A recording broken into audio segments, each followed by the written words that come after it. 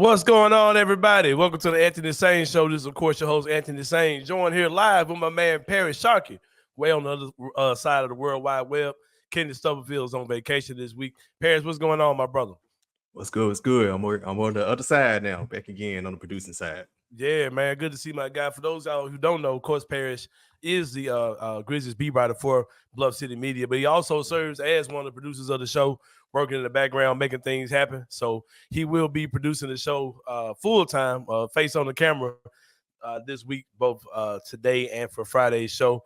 My boy Kenny just got on down on us, man. Just told us the other day, I'm out. It must be the vacation. Yeah, it must be the vacation for that man who produces each and every show pretty much in some form on Bluff City Media. This is one of the many shows on Bluff City Media, and Kenny slides in to do that. Man, I've been a little bit under the weather this week, man, battling something that was in the air, man. I started feeling sick Saturday afternoon before I went to 901 Wrestling to do some commentary work there, of course. And man, I took all type of stuff, man. I took echinacea as my go-to herb that I take. It's good for your immune system. It just kind of gets you back on your feet as far as when you have a cold or whatever. And I took that. I took some Theraflu and some, what's the stuff called? Mucinex, some type of whatever. Yeah, with sciences and stuff. Yeah, last night, bro. Oh, I've been taking Allegra too. But bro, last night I went old school with a new school twist. What you got? I hadn't really taken this particular medicine in a long time, but I took some NyQuil Severe Strength with the hold on. I'm looking at the bottle now. That's why I keep looking off. It's Vapor Cool, the Vapor Cool formula. That's all we use. That's the only type of NyQuil we use. Bro, now NyQuil, hey, my rule, I'm kind of old school, man. Like if I have an upset stomach, like if I got acid reflux or something, right? If I don't taste that chalk, I don't want it. I want to have that chalky taste, bro. You know what I'm saying? That's me. I don't want no gummy bears or smoothie taste. I don't want none of that, bro. Like it come down to cough syrup. If I ain't shaking, it ain't getting taken, bro. Like I gotta take it. When I drink it, I gotta shake a little bit. So this joint definitely had me shaking. Yeah, it does.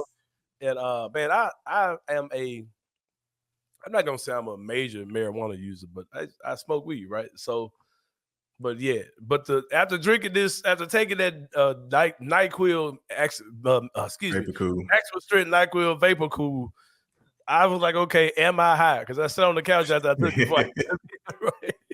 Hey, it does get you, bro.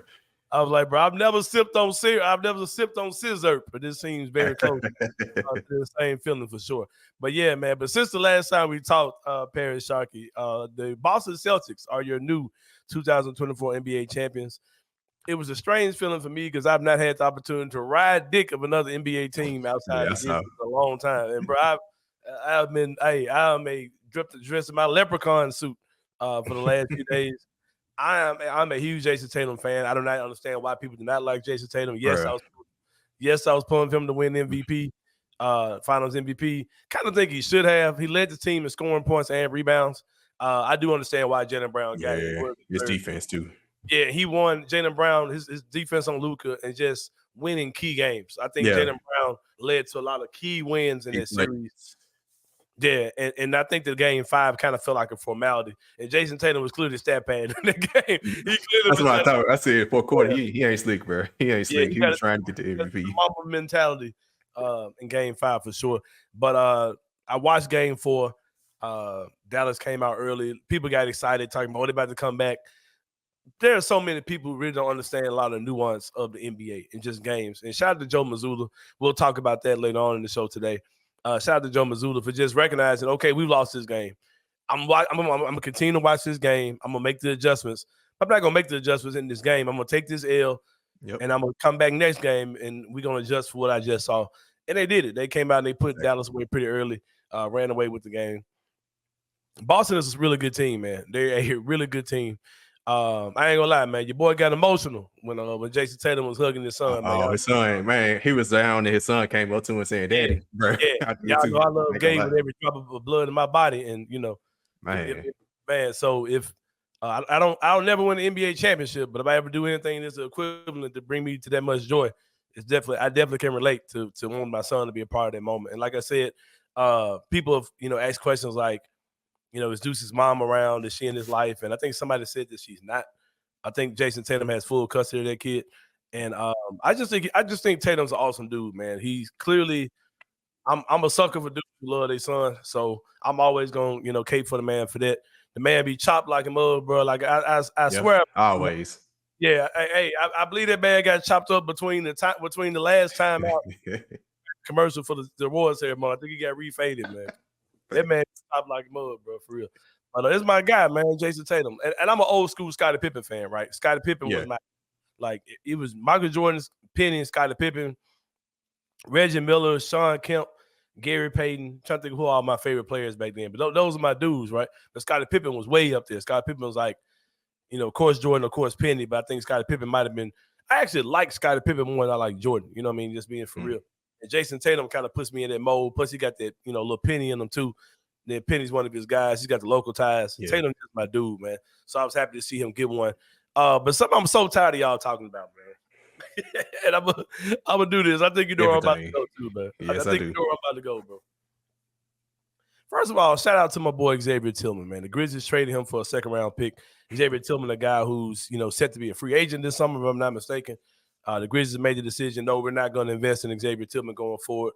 Let's get something for him. You get a second-round pick. A second-round pick that may be a necessary tool to do some things you need to do this offseason, right? So you move off of Xavier Tillman, you move into the Boston Celtics. Xavier Tillman played a total of 18 minutes in the NBA Finals, if I'm not mistaken.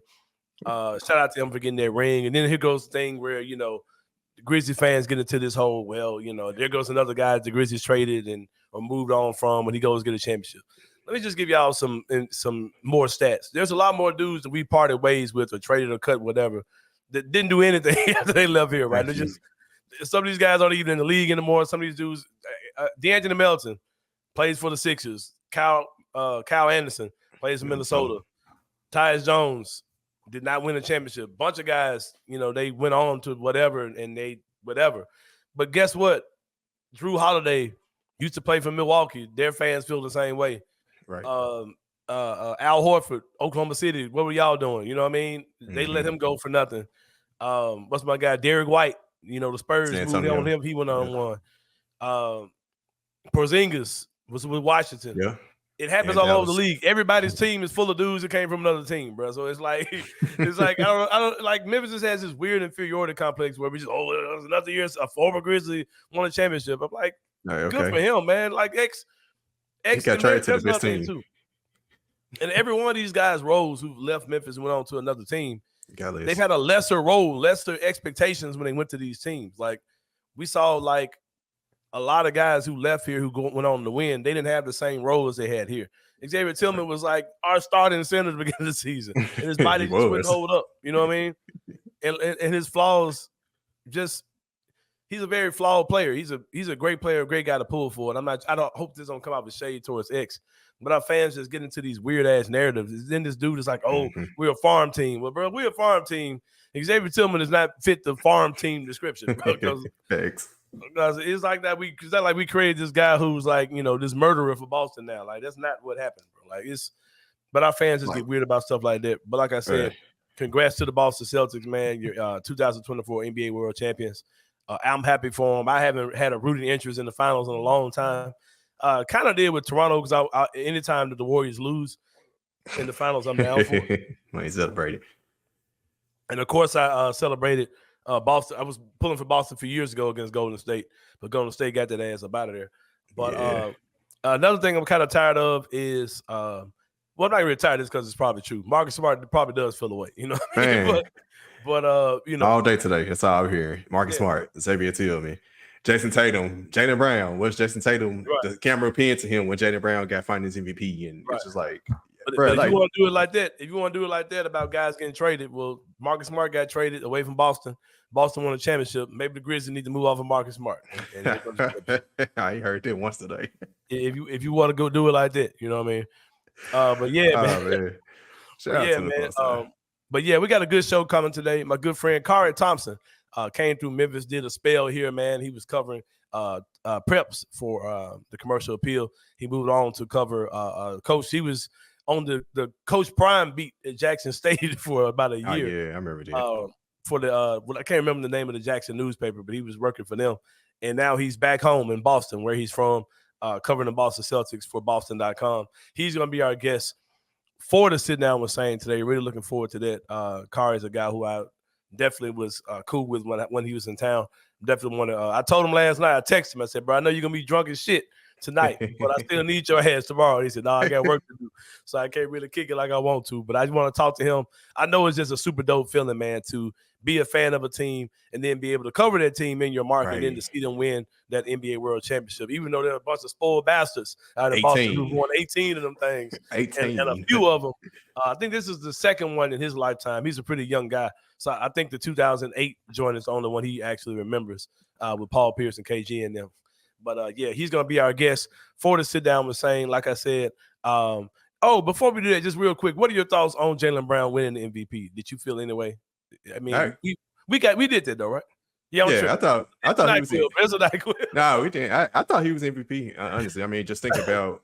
I know Jayson Tatum ended up with better stats at the end, probably because he was stat pad at the end. But Brown was better during the meat of the series. Throughout the whole series. When the series was in question, Brown was the better player. Yeah, especially his defense. Even in that last game, his defense on Luka. And I know Luka still scored almost 30, but Jaylen Brown, when he was on him, Luka wasn't doing nothing. Like it was like City. So it was like Jaylen Brown really looked like he was just defensively, offensively, and like you said, in crunch time moments, he had like the big dunk in game 3.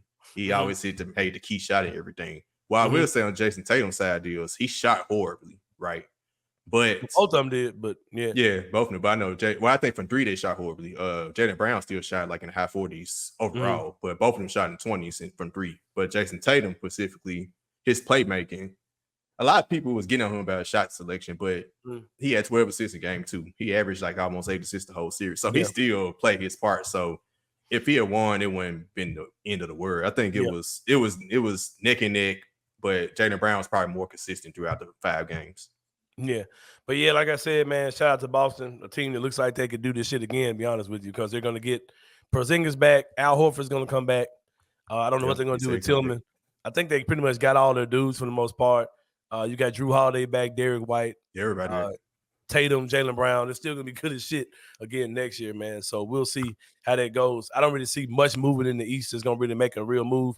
Who knows what Philadelphia is about to do? Who's literally got an empty roster and some cap space to fill. Who knows how that's going to work out? So, yeah, we'll see how that whole thing goes, man. But we're going to take a break. When we come back, like I said, my man Khari Thompson from Boston.com is going to join us, man. I got to talk to my guy, man. Native Bostonian, man. Grew up on New Edition and all that type of stuff. We're going to talk with him about the Boston Celtics and more here on the Anthony Sain Show. When we come back, we'll see you guys in a minute.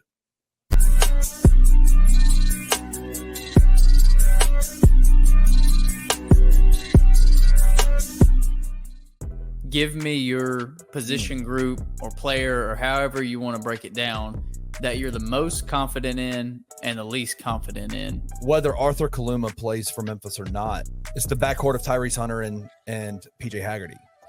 Them getting PJ Haggerty this year first was a needle mover to the highest degree, I think, in terms of what kind of expectations for this team.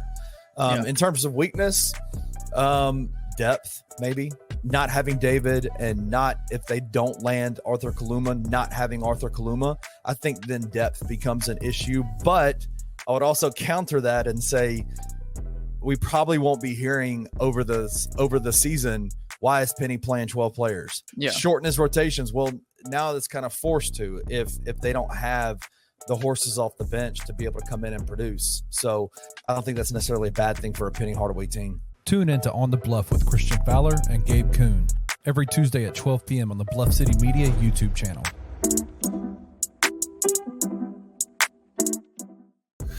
It is time once again here on the program for what's going on with Caitlyn Clark. She's not on the Olympic team. Brevin, are you outraged that Caitlyn Clark is not on the Olympic team? I don't care one bit, Rob. Oh, man. I thought you'd have a big take. She's not one of the best players in the world. She is the best marketer for women's basketball right now. Yes. But she's not one of the best players, and all of those people that are on that team are worthy of being there. And it's like, so who will you take off to put her on. And she's played a lot of basketball. I don't see it as being a story of anything other than there are other better basketball players than she is at this moment. And she'll get there. She'll get there in 4 years probably. Heck yeah. Tune in to the Night Court podcast with your hosts, Rob Fisher and Brevin Knight, on the Bluff City Media YouTube channel.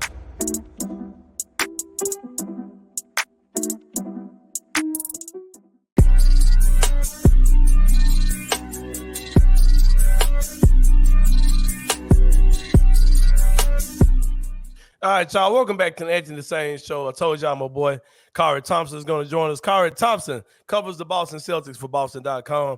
Did a little bit in Memphis for a little bit, man. And he was out there messing around with Coach Prime ass at JSU for a minute as well. And he joins us now. Khari, what's going on, my brother? What's up, Sain? Good to see you, man. It's been a minute. Good to be seen, man. My guy here, man. My guy, I've been rooting for you from afar, man. Seeing you do your thing, brother. Seeing you glow up, man, a little bit. My boy got the full beard on these folks, man. Appreciate you, big bro. It's been a minute. Yeah, man. Been too long, man. You definitely out here doing your thing, man. As my guy, man. I'm pulling for you, man. Rooting for you. You came through Memphis covering preps, and then you went to, like I said, covering JSU for just one season out there, and now you're out there back home, man, in Boston. What's it like to not only, because I had these kind of conversations with people like DeMichael Cole, who, you know, he had these aspirations and dreams of being a sports journalist and things like that, and you end up at home. What is it? And also, Amari Sankofa is a mutual friend of both of us. He's back covering the Pistons, right? He's from Detroit. So what's it like not only covering your home team, a team that you're definitely a fan of, but then seeing them win the NBA World Championship too? So, I mean, you know what it's like, Sain. I mean, no, you never won a championship. Never won a championship. I mean, obviously that part, but I'm saying just being a journalist covering your team in your home city, like, you know, that's kind of why you get into the biz, right? Like you grow up watching this team, and you're like, man, I want to do something to stay around the game, and you know, for me, it ended up being journalism, and you know, I mean, it was incredible. The vibes at TD Garden last night were incredible. I remember being caught in the tunnel. Like I went with like 5 minutes to go. I was like, let me go downstairs and try to catch the press conference early instead of being caught upstairs. And I was in the tunnel just surrounded by like all the other media, and it was just hitting me like, you know, like wow, like I'm really a part of this. You know what I'm saying? Like I watched them wheel the confetti cannon out, and I was like, wow, the Boston Celtics just won a championship, and I was here to cover it. So you were alive for the 2008 joint, but nothing before that, right? So you saw both of those. Yeah. So yeah, 08 was my 8th grade year, and then before that was 86, which is before I was born. Okay, it makes me feel ancient because I watched the 86 joint. I was a mere lad watching the 86 joint. But yeah, man, that's what's up for sure. So what are your thoughts on you know, everybody who tried to break up this team, like, you know, Jaylen Brown, Jayson Tatum, trying to break those guys up. They finally get their championship. Jaylen Brown wins the MVP. What are your thoughts on Jaylen Brown winning the MVP? And what do you think that does for his morale, his career? And do you think that Tatum felt a way at all about Jaylen Brown winning? Because he clearly was stat padding out there in Game 5 a little bit as far as Jayson Tatum is concerned. So I do believe that he wanted the MVP, but I don't think he particularly felt a way about JB getting it at all. First of all, I mean, JB's transformation as a player has been incredible. Like he's been so well-rounded this season, and he's really emerged as like, you know, one of the leaders and spokespeople of this team. As far as, you know, JB and JT's dynamic, like I think those dudes actually like playing with each other. Like, you know, people try to make it out to be something that it really isn't. Like those dudes went to war with each other and they won a title together. Like, you know, the vibes seem to be good between those two. When you look at Jayson Tatum, right, one of the better players in the NBA, right, why is there so much criticism of him? Like, why is he under such a microscope? Why? And it seems like not just – I can understand, like, your basic expectations of a guy. Like, you know, when we expect, you know, this guy should be winning by now. Like, you know, Luka Doncic is about to get there now. He's about to be – seems like he's about to be dissected a little bit more, and the criticism is about to start coming his way. But why do guys like literally seem like they just dislike Jayson Tatum? And you get stuff like he's corny, he's a nerd, he's been practicing his lines, he just dropped a bunch of memes, and he got all his quotes. His quotes have already been used before. Like, why is there so much of this type of stuff for Jayson Tatum? I mean, I think it's just because he's so good, right? Like, if you're going to crown him and call him one of the top 5 players in the league, then you're going to pick apart his game and, pick apart every single detail. And people go out there expecting him to score 30 a game. And, for him this year, it wasn't about that because the team was so well-rounded that they had 6 dudes on a given night that could take over a game. For him, it was about setting up teammates, rebounding, doing the little things that help them win. And so, he gets some unwarranted hate, which is just weird to me. Yeah, I don't get it at all. I'm a big fan of his. I know you want him on the Grizzlies. Yeah, been a big fan. Yeah. He gonna have to come back home eventually, man. He gonna have to come back home eventually, bro. He just got to, go out and do your thing, man. We'll get him when he's about 35, 36. We'll get, some version of Jayson Tatum. Speaking of guys that are huge for your team, Derek White has definitely been a big help for you guys. You guys moved on from Marcus Smart, and you got Derek White. His role definitely increased. How important do you think Derek White was to the success of the Boston Celtics this year? I mean, instrumental. Him and Drew Holiday are one of the best defensive backcourts. And D White, he's just so smart. Like, he makes the right play a lot of times. Like, I tend to think they should play through D White a lot more just because he makes such smart decisions. And also his clutch factor, right? Like, he's one of the most trusted players on that team in clutch situations. Like, if you need a big shot, man, Derek White is up there in terms of the options for this Celtics team. When you look at Joe Mazzulla, right, a guy who, because it's so funny because you guys moved on from Ime Udoka, right, with the stuff that happened with him. And I remember everybody was like, you let go of Udoka and you got this guy Mazzulla, and, they lost last year. You guys lost in Game 7. Then you get Mazzulla there, right? Everybody's like, well, they should have kept Udoka. So now Mazzulla wins a whole championship, right? So it's like, so okay, now you just sound dumb for questioning this guy. And that's cool. But the question I've asked for you today, we see how weird Joe Mazzulla is, right? I'm asking you, is that him, bro, or is he putting on an act, in your opinion? Well, I think that he was wound a little tight last year because of the situation that he's put in. Like you mentioned, he took over for Ime, and he didn't have an offseason, right? So he's the first. He's in his first season. He doesn't really have had no intention of being the Celtics coach either. Exactly. Yeah. Yeah, and like all of a sudden we expect him to be super duper media trained and savvy. Like, no, that's not how that works. Like, he was a lot more loose this season. It seems like he's a lot himself. Now, I will say, Joe is definitely a character, and he, to me, is 100% authentic. Like, so he's not trolling. No, he's not trolling. Like, I think Joe legitimately believes the things he's saying, and he just is who he is. And I think that's why the guys like him, because he's a real authentic leader. Yeah, a lot of talk about this particular finals was people saying this is the worst finals ever. I definitely disagree. I actually tuned in to more of this finals than I have in some finals past, especially that Denver-Miami joint and, to join the bubble and all those type of things, and watching LeBron and Steph Curry go at it and the Warriors beating the hell out of LeBron for years. I got tired of watching all that. I was glad to just see some new blood in there, man. And just, I just think people need to adapt to this new NBA and just adapt to change in general. What are your thoughts on – it's kind of hard to ask you because you're a Boston fan, but do you think that there's anything about the playoffs or these finals at all that just aren't up to par? People got spoiled watching LeBron and Steph Curry, okay? Not every year are you going to get the Warriors and the Cavs. You're not going to get KD and LeBron and everybody in the finals every year. It's time for some new teams. And, to me, the Kyrie Boston dynamic was really interesting. There's a lot of dope stories to these finals. I don't understand why people was anyway. It's crazy, yeah, to me. Yeah, and you have huge stars. Like, you have Luka, you have Tatum. Those dudes are going to run the league for the next 10 years. And again, Kyrie and his history with Boston, you could tell that the TD Garden crowd completely got in his head. He was a completely different player in Dallas. Like, as soon as he got to Dallas, you could see how much more comfortable he was. So, yeah, interesting storyline for sure. How do you feel about Marcus Smart being gone? He's with the Grizzlies now. What type of headspace do you think he's in? And just kind of speak on that whole thing, the dynamic of who Marcus Smart was to that organization, and that whole thing. Yeah, I mean, Marcus won Defensive Player of the Year here, and he was kind of the heart and soul of the team.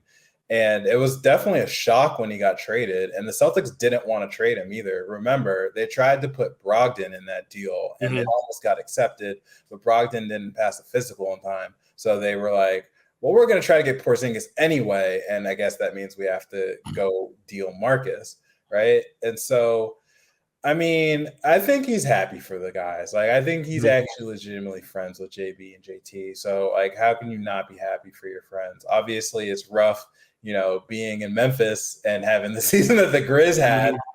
Instead of the season he had with the broken finger thing he had out, he didn't even get to play this year that much. So exactly. So I don't see him being jealous at all. But I mean, it is a kind of weird dynamic when you realize that they brought in Drew, who has such a similar skill set, and you know, maybe even does things a little better and help put them over the top. Yeah. When you spoke about the Grizzlies and Marcus Smart being here, of course you were in Memphis for a while, so you got to see the Grizzlies. You kind of want to say that your time that you were here was like right in the because when you first got here, it was right around the time that Ja and Jaren first got here together. 2018, yep. Yeah. What do you think about you got here Jaren's rookie year? That's right, and then your second year is with Ja.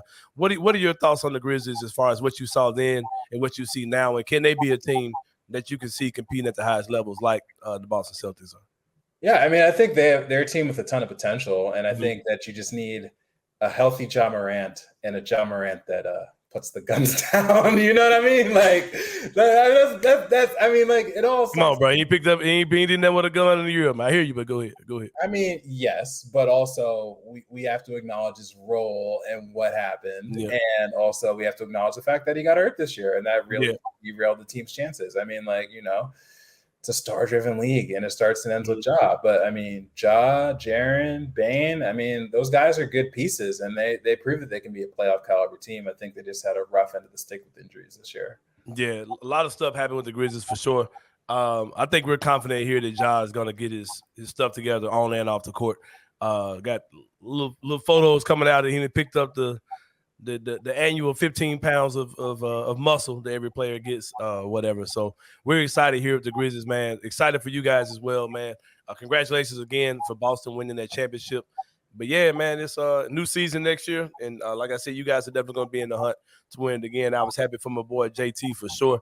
And this is my man, Khari Thompson, man, who covers the Boston Celtics for Boston.com. Like I said, he did a stint here in Memphis, and now he's in Boston.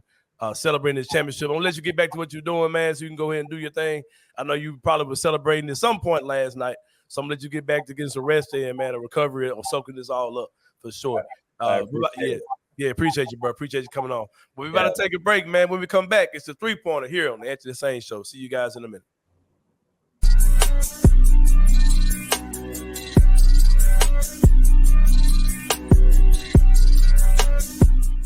Can we give a cheers to these fellas tonight? Raise a glass to the lads. Quavo and Moneybag Yo are all in with Ryan Silverfield. I don't know how he did it. Quavo TJ has 24 million followers on Instagram. And yesterday on his story, posted an official visit picture of Antoine Hill in a Memphis jersey and tagged Moneybag Yo saying, "Take care of my guy. He's a real one." And then Moneybag Yo put it on his, who's got another 10 million followers. Remember, about 35 million people across the globe are expecting Antoine Hill to be a Memphis Tiger now. Quavo and Moneybag Yo are all in on the Tigs. And that's all I'm going to listen to the whole football season. That's right. We're not losing a game. Tune in to Tigers Untapped with TJ Willis and Trey Lasley every Wednesday at 3 p.m. on the Bluff City Media YouTube channel.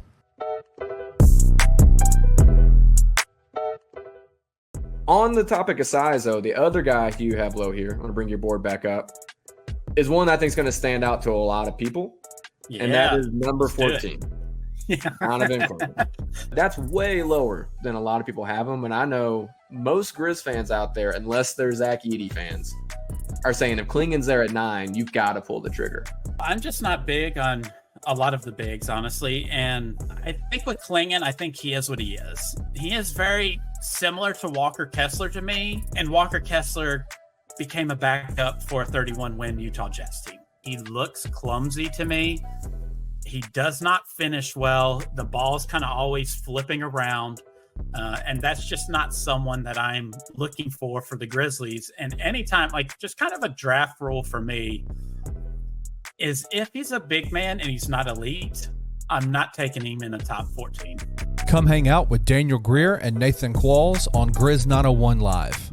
Every Tuesday night at 901 live on the Bluff City Media YouTube channel.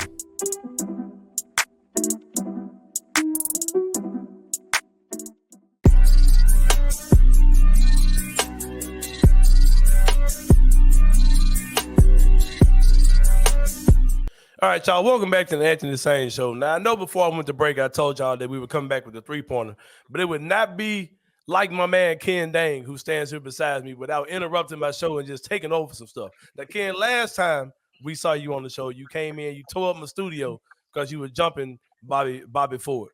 Now, I know you a changed man, brother, so should I expect any of that today, or are we going to be cool? Everything going to be good? That was the old me. I was not in my right frame of mind. But I am a changed man with a changed heart. All right, well, brother, I appreciate you, man, because I don't want you to have to change me, make me have to get out of character. So I appreciate you being cool and being 100 today. Well, Ken, before we get started, man, let me congratulate you on now being the two-time 18-19 champion, man. You carried that belt with pride, a belt that represents the city of Memphis. 18-19, of course, was the year that Memphis was founded. You carry with pride, man. I know it's something that's a big deal to you. You defeated Kevin Bless for that title. And what's it like to hold that title with the pride that you have right now once again? It means the world to me to be able to represent this city the best way I know how, the all-American way. Well, brother, I definitely appreciate you coming on with me today. Just like last week when we had our last show with the Black Lodge, we had family night, right? And we had a ring set up, of course, and then we had pictures where the kids could come in and take pictures inside the ring. And we thought that was just a super dope thing. And it's a surprise you came out and you took pictures with the kids there live at the last show at the Black Lodge. What was that like for you? And how did that make you feel to be a part of the show as far as giving the kids the opportunity to take those pictures with you? It was great to see those kids' faces light up. It is something they will remember forever, and I'm grateful to be part of that memory.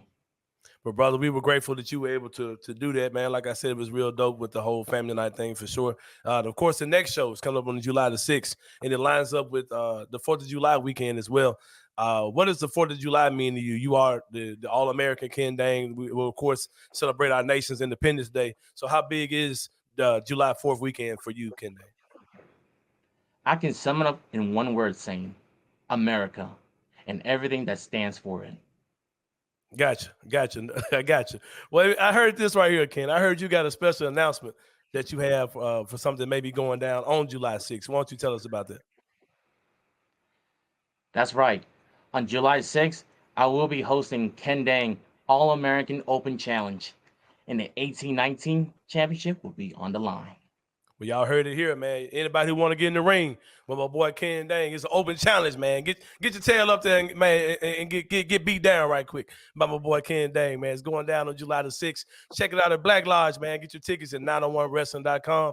Ken Dang's going to be there. Got an open challenge for anybody who want it. Come get it, man. I'm trying to tell you. It's July the 6th at Black Lodge, 7 p.m. Go get your tickets with Ken. I appreciate you, man. I'm glad to see this cool, reformed, peaceful version of you, man. Introspective version of you, man. I appreciate you, brother, coming on with me today. Thank you for having me, and it's an honor to be with it. Oh, yeah, for sure, man. We'll see you on July 6th. We'll see y'all July 6th as well. But we're about to take a break. When we come back, it's the three-pointer here on the Anthony Sain Show. But for real this time, we'll see y'all.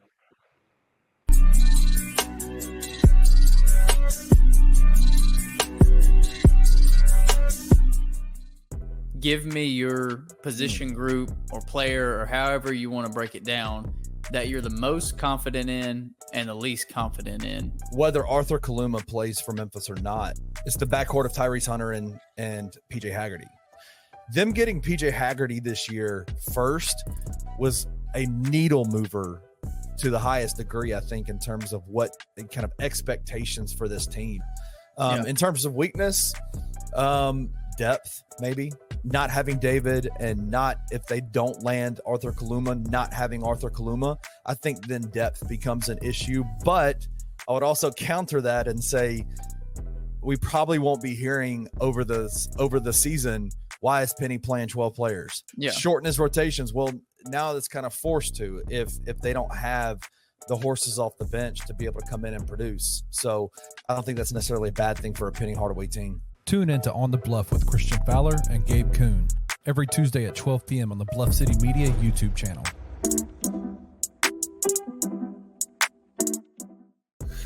It is time once again here on the program for what's going on with Caitlyn Clark. She's not on the Olympic team. Brevin, are you outraged that Caitlyn Clark is not on the Olympic team? I don't care one bit, bro. Oh man, I thought you'd have a big take. She's not one of the best players in the world. She is the best marketer for women's basketball right now. Yes. But she's not one of the best players, and all of those people that are on that team are worthy of being there. It's like, so who will you take off to put her on? And she's played a lot of basketball. I don't see it as being a story of anything other than there are other better basketball players than she. Get there in 4 years, probably. Heck yeah.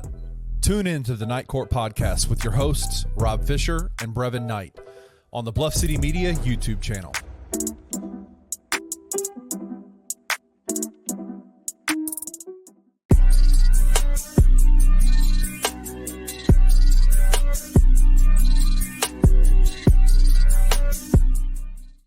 Yeah, man. Shout out to my boy Ken Dang, 18-19 champion for 9-1 Wrestling, for coming on with us, man. Make sure you guys go check it out at the Black Lodge on July the 6th. I think I heard over the break that Sharpe might be showing his face up in that joint, man, on July 6th.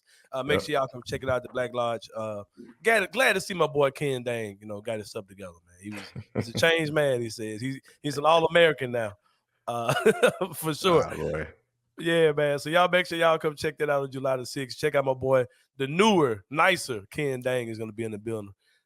He's got an open challenge, man, putting the belt up against whoever wanted, man. Come get it if you want some type shit from my boy Ken Dang. But it's time for the three-pointer, man. We're talking about three things that are going on in the world of sports. You saw the commercial before we came back.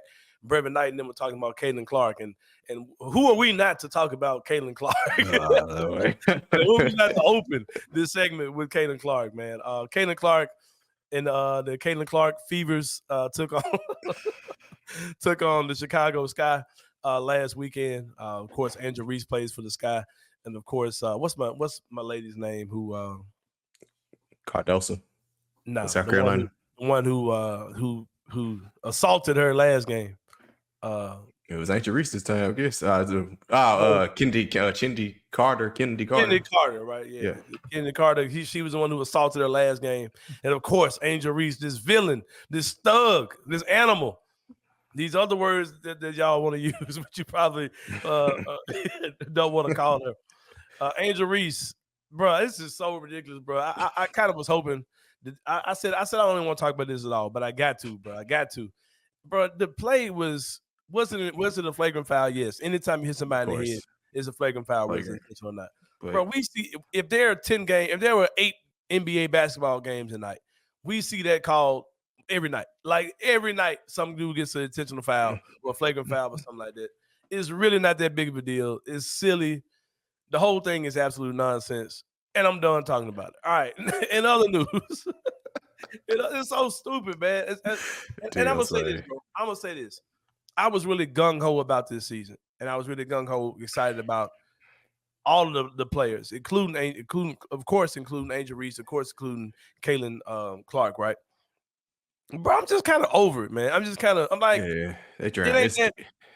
I don't get this. I see myself getting caught up in discourse and arguing with people and all these racial conversations come out of it, and it's like, bro, like I don't even do this with the Grizzlies, bro. Like I'm not gonna do this with y'all. Like I'm kind of my don't care type shit again, man. Maybe I'll take a break until I'll watch the Olympics and I'll come back after the Olympics, whatever.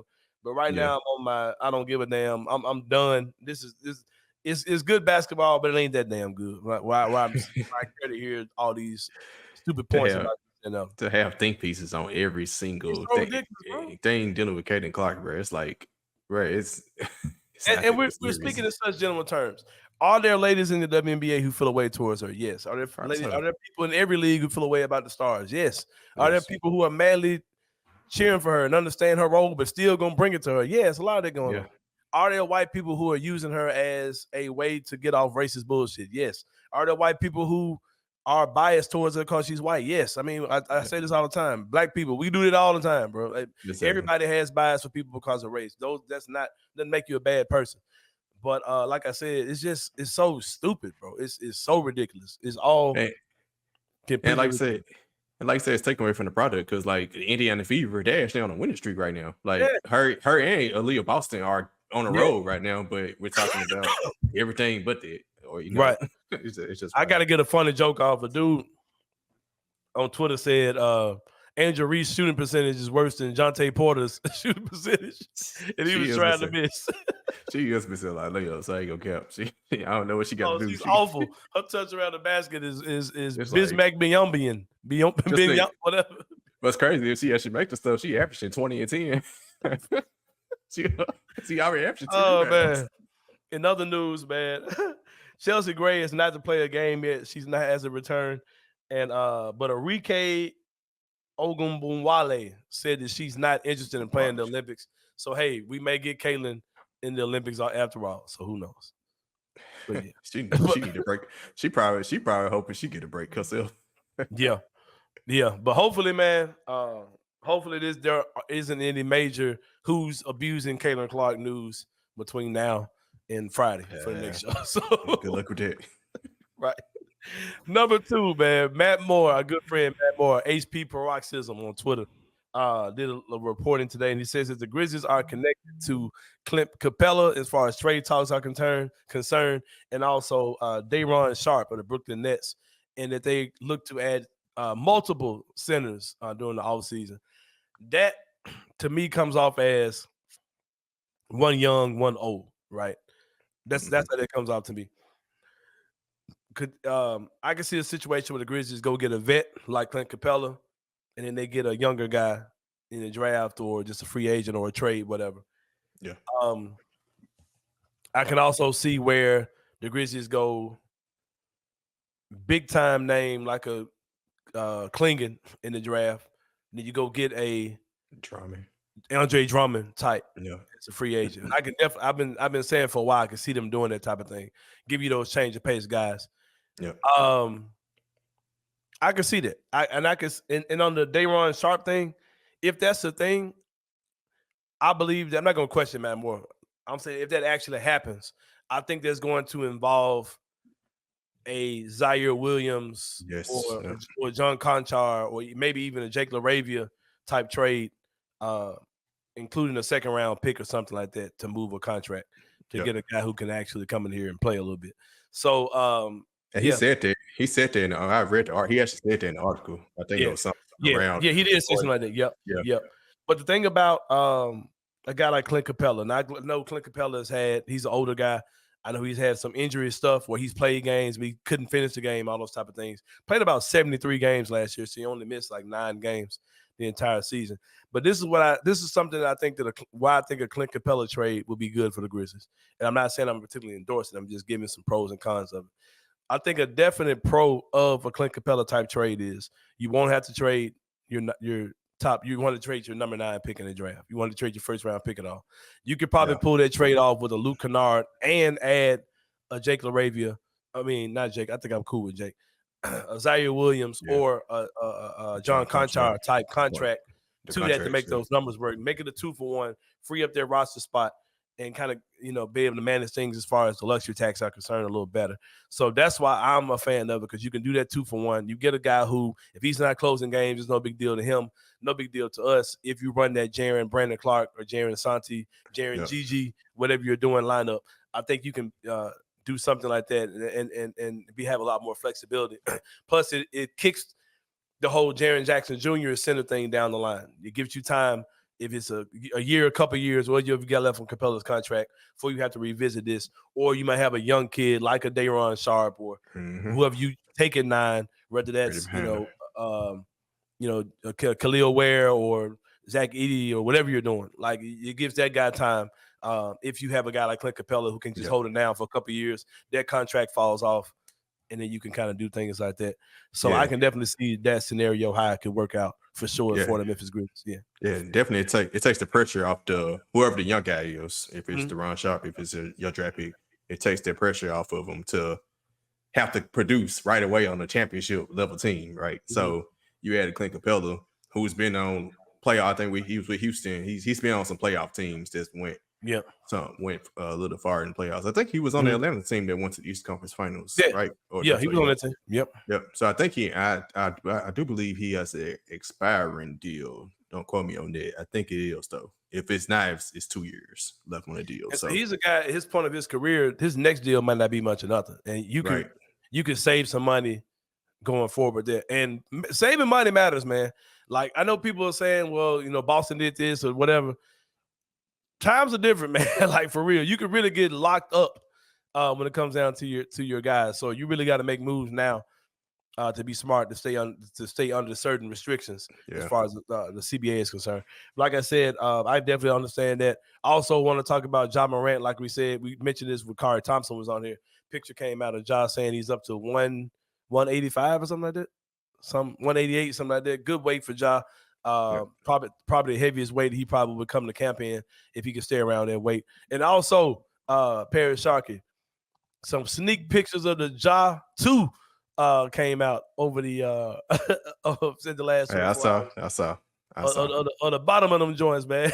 And the nerds were chiming in and said, "Oh, that shoe has this technology," and they could just look at the sole. I don't know if they were reading print on there or something, but they were just kind of taking guesses of what type of air cushioning it has in it, and of course they're turning into what the price of the shoe is going to be and all that type of stuff. So man, Ja putting in work, and the Ja 2 is getting ready to drop pretty soon. I'm not sure when it's going to come out, but we will see a Ja 2 from Nike for all the people who said that, people said Ja, this is going to be one and done, all that type of stuff. They cut them off. They need to do that slam dunk contest. That's talking about with him and Anthony Edwards. Yep, we said. Yep, got that joint at the slam dunk contest. Also, in Tiger basketball news, start off with this, man. The Lady Tigers are going to be hosting the Lady Vols on December the 18th. The Lady Vols of Tennessee. That's big time. They had a close game against them last year on the road. They're going to have them here in Memphis. I don't know if there's going to be El Marone. I hope it's going to be. It's got to be in the FedEx Forum. It's got to try it. Yeah, they're going to do FedEx Forum. Yeah, it's got to be FedEx Forum. Yeah, for sure. That'll be dope. Also, bad news on the guy's side. Joe Cooper, a guy that became a fan favorite, he is out. He will be transferring from the University of Memphis. This is breaking news today on Twitter that Joe Cooper, a walk-on, is going to be leaving the team. People really like that kid, so I get it. And also, Baraka Okogie will be having shoulder surgery. That's going to have him out for the next 4 months. So we will probably see him in some part of the season, early in the season, but he will start off the season on the injured list for Baraka Okogie. I'm not really tripping about that. Penny still needs one more guy. I don't have Kenny here to bail me out and to tell me about this. It's some kids supposed to be coming for a visit. I don't know. Y'all know who I'm talking about. Shout out to that kid, though. Go Tigers, go. Stripe them up. Whatever y'all say. But, man, that concludes the three-pointer, man, once again. But, when we're about to take a break, man, when we come back. Wild social media story involving dating, man. And for guys like you who are married, parents, all I'm going to say is stay married. We'll talk about that and more when we come back here on the Anthony Sain Show.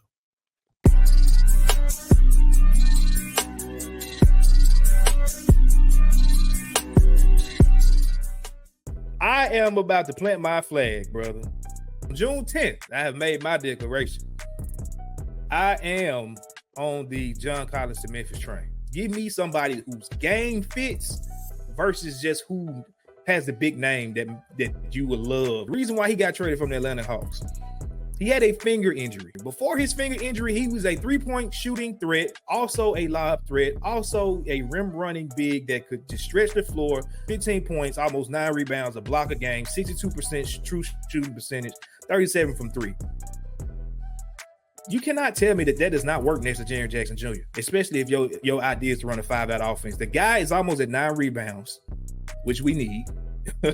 He's stretching the floor with his 3-ball, and he's a rim runner. He is the perfect person to put in between Ja and Jaren. Tune into the No Bluffing Podcast with your hosts, Christian Ingram and Evan Hayes, every Monday at 12 p.m. only on the Bluff City Media YouTube channel.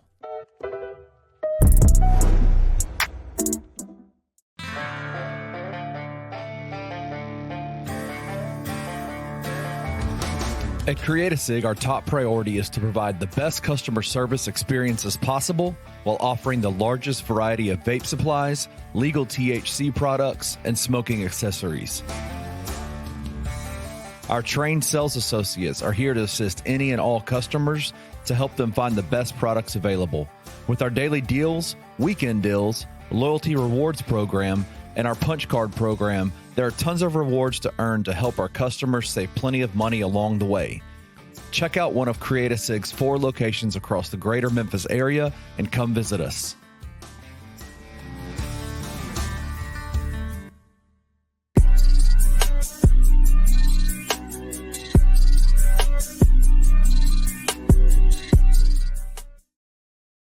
All right, y'all. Welcome back to the Anthony Sain Show. Final segment of the show, we call it Inside the Same Brain. We talk about stuff that's going through a brother brain, man. Sponsored by our good friends at Create-A-Sig.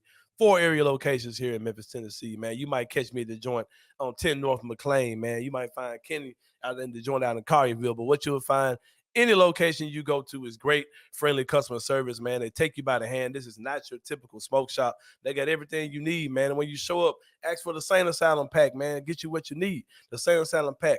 On the nicotine side, I can't really tell you what it's got in it, man, because it ain't on the screen right now. But we ain't got the overlay no more. But it's all good. I can tell you about the Delta 8 pack though. The Delta 8 pack has a pre-roll in that joint. It's got a pre-roll joint in that joint. It's got a what else it got in it? I'm kind of high right now, Sharpe. It's got a bag of edibles. Get them purple joints, man. Get your bag of edibles come with it. Also, a disposable vape cartridge comes with it as well. Go check it out. Create-A-Sig, man. Like I said, whether you're a veteran smoker or a novice, they'll get you right, man. And if you use, they got flour there, they got edibles, they got everything you need on the Delta 8 side. And if you're a nicotine user, they got everything you need for you as well at Create-A-Sig. Well, Sharpe, we're going to talk about something today, man. A wild clip that I saw the other day. Now, I don't know if you're aware of this, man, but a big thing you see in social media right now, especially on YouTube, are these dating game shows. It's basically a dating game show. When I was coming up, you had a lot of stuff, the dating game and all these Love Connection and the Fifth Wheel, all these type of shows came out there about dating relationships, right? But now something they're doing that's all the rave, Sharpe, is they bring out people. They bring out one person of one sex and they bring out 6, 7, 8 people of the other sex, and they've all got balloons, right? And the person comes out, and if they like the person, they keep the balloon. And don't like the person, they pop the balloon, right? So it's like this elimination style game with the balloons, whatever. It's kind of a big deal. So it's this lady, she does one. She's got like 200,000 subs and millions of views on her videos. I've actually watched the show. It's a very good show. They do it out of Phoenix, right? It's a dating show. So this guy comes out, super buff dude, man. You said you hadn't seen the video, so I'm going to tell you about it. This guy comes out super buff, looking super confident, man. and the girl asked, I can't remember what set the man off now, man. But a girl pops a balloon, and whenever they pop a balloon, the host goes to ask the girls why they popped the balloon. And the girl was like, he's not really my type or whatever. And he was like, no, it ain't no big deal. Ain't no big deal because, you did me a favor because, I ain't feeling you either. so he's like going crazy, right? Then this other girl, he was like, okay, so why did you pop the balloon? Well, he's kind of aggressive and, whatever. And he was like, hey, that's cool. Because, he said, you ain't really my type either, you know what I mean? And then this other girl was like, she's like, well, the girl has like, she's got like her midriff out, right? So she's got tattoos like right on her breast. And so he's like, look up here, like, look at my eyes. He was like, baby, I ain't, he said, I was actually looking at that hair on your arms. Boy. No woman, I don't mess with no woman got hair on her arms like that. Right? He might gave me a chicken. I hope you would think I'm looking at no body part of that. He's just going off, right? So, this other girl on there, man, like she's like from Texas or something. She was like, I kind of was feeling you because like I'm a Southern chick. I'm used to, talking shit or whatever. So I ain't messed up about none of that. But she was like, but you just really going in on folks. She said, bro, you look like a Ninja Turtle. She said, you ain't that, you stocky as hell. That sounds like some Memphis stuff, bro. Like some Memphis style chicken. That guy out here said, nah. It was absolutely crazy. And then he was like, oh, baby, you just ain't qualified. You know what I'm saying? You just ain't qualified. Bro. He was going in. I gotta watch this now. Oh, bro, it's crazy. Boy. But the guy was like, baby, she was like, you probably got a roommate. You know, this is, bro, this stuff is so weird. Like, we live in the most upside down world ever, right? She was like, you probably got a roommate. And he was like, no, baby, I'm a licensed plumber. He said, well, I said real estate, and I'm a property manager like that. She got some Airbnbs type shit, right? So cuz came, he said, baby, I bet you can't pull. He said, I can pull $100,000 out of the bank right now. Can you? I was like, bro, what the hell? Like, bro, this is a dating show. This dude is going in on these women, bro. So, I mean, fam was going all the way in, bro. They could have provided business for each other as a plumber and a real estate. Man, hey, he was going in. So, man, the dude, he gets on Instagram today or yesterday, whatever. He's like, man, I lost my job. Y'all cloud chasing, man. Them folks were blowing my job up. They let me go. And, you know, man, now I got to find a new career.